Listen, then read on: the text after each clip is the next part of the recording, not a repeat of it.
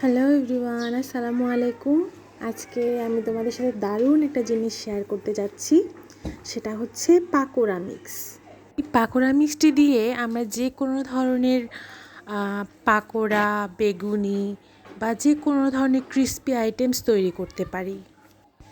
এটা তৈরি করার জন্য আমরা প্রথমে একটা চালনিতে 1 কাপ পরিমাণ চালের গুঁড়ো নিয়ে নিব, তারপর 2 কাপ পরিমাণ বেসন নিয়ে নিব।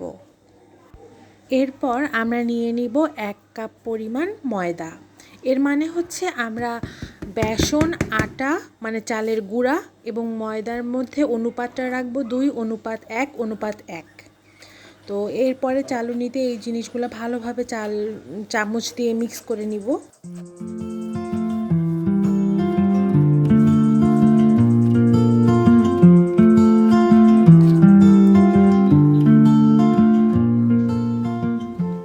ভাবে এগুলো কিছুক্ষণ মিক্স করে নেওয়ার পর আমরা এখানে দিয়ে দিব মশলা গুঁড়ো। মশলা গুঁড়োর মধ্যে আছে হলুদ, লবণ, লাল মরিচের গুঁড়া আর ধনিয়া এবং জিরার গুঁড়া। এগুলো আমরা নিজেদের পছন্দ মতো নিজের পছন্দ পরিমাণে দিয়ে দিতে পারি। এরপর আমরা দিয়ে দিচ্ছি বেকিং পাউডার।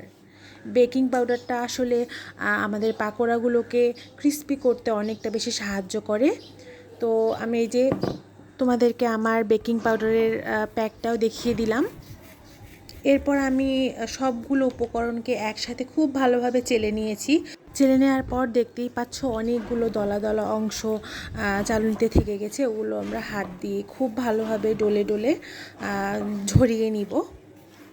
মেইনলি এই কাজটার জন্যই আমরা চালুনি ব্যবহার করছি, কারণ তা নয়তো ভালোভাবে মিক্স হবে না এই উপাদানগুলো।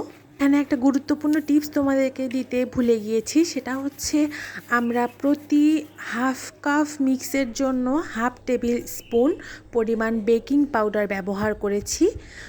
তো এটা মাথায় রাখতে হবে, এর থেকে বেশি বা কম দিলে আসলে পাকোড়াটা বেশি একটা মজা হবে না বা ক্রিস্পি হবে না। যাই হোক, এরপর আমরা আমাদের মিক্সটা একটা এয়ারটাইট বক্সে ভরে নিয়েছি।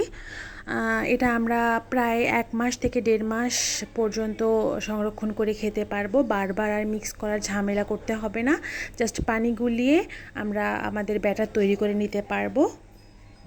যদি এই মিক্স দিয়ে কোনো পাকোড়া বানানো দেখতে চাও, then let me know in the comment section below. Thank you so much.